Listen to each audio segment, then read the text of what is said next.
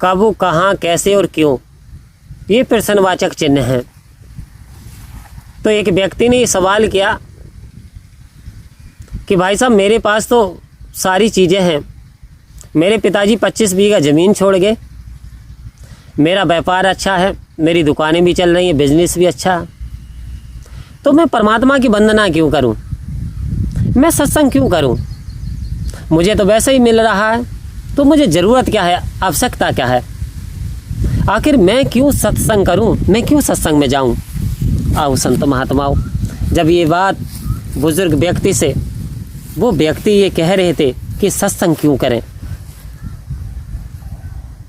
तो सत्संग क्यों करें, तो कह रहे हैं कि ये जो संसार है, इस संसार में जो मनुष्य का जन्म मिला, लेकिन इस जन्म से भी पहले हिंदू मैथोलॉजी के अनुसार 83,99,999 योनियाँ, ये जो रूरानी है, ये जो जीवात्मा है, इसने ये योनियों से गुजर करके ये आत्मा आई।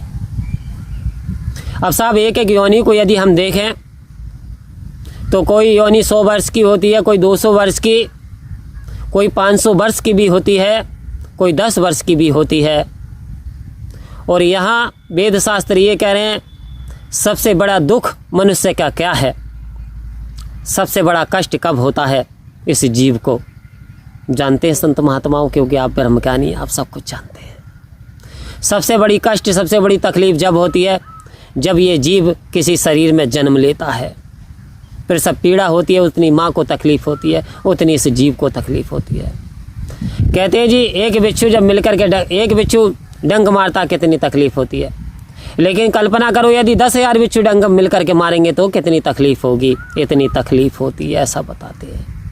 तो कह रहे हैं इस जीव को कितना कष्ट होता होगा, 83 लाख बार इसने ऐसा कष्ट सहा।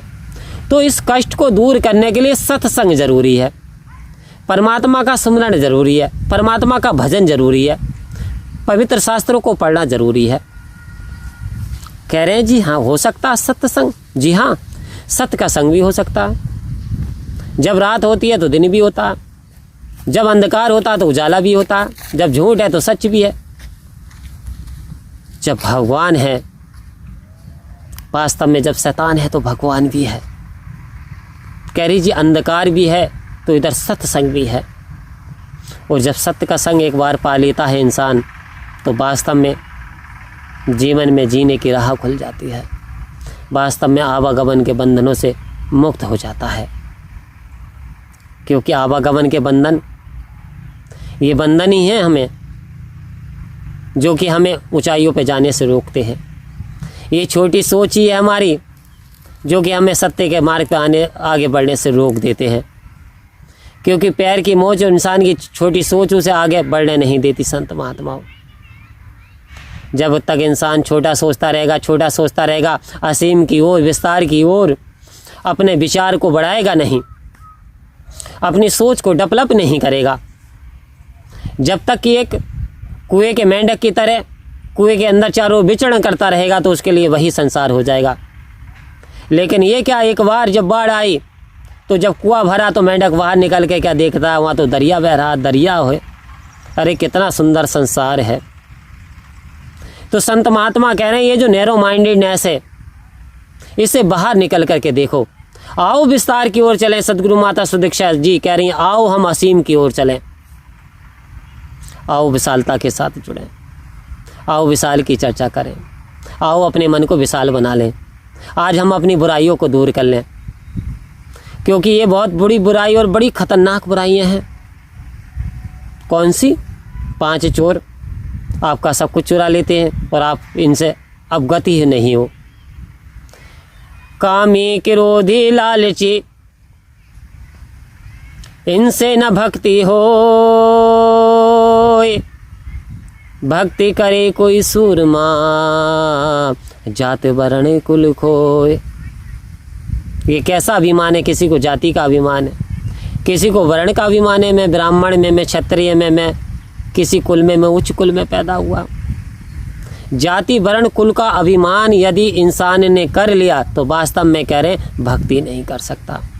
और इधर कह रहे कामी और क्रोधी, जो हर बात बात पे क्रोध करता हो, बंदर की तरह घुड़कियाँ करता हो हर समय, पूरा दिन बेचैनी में उसका गुजरता हो। अरे भाई, प्रसन्नता में हो या नहीं हो? क्या परमात्मा ने बनाया था तो आग से खाली आग से बना दिया? क्या घोड़े की तरह घुड़कने बना दिया? क्या बंदर की तरह केवल घुड़की देने के लिए आपको बना दिया?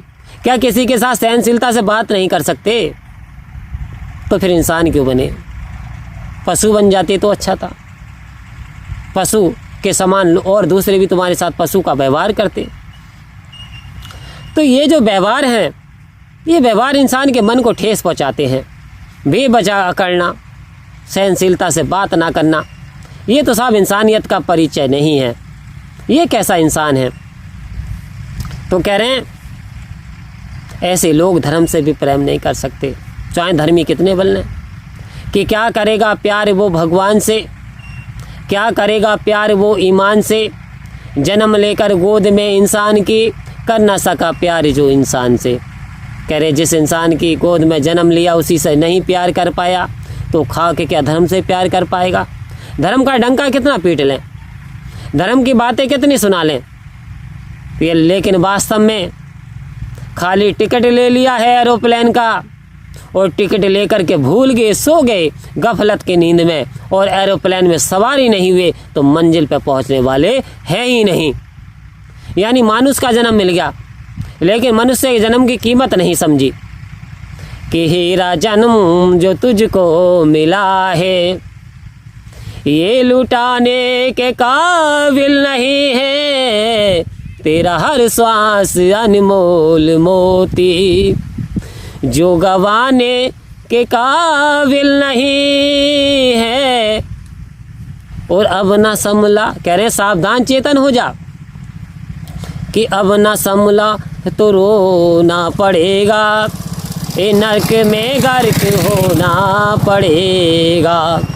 ये अब ना संभला तो रोना पड़ेगा, नरक में गर्क होना पड़ेगा, तेरा ऐसा बुरा हाल होगा जो बताने के काबिल नहीं है, तेरा ऐसा बुरा हाल होगा।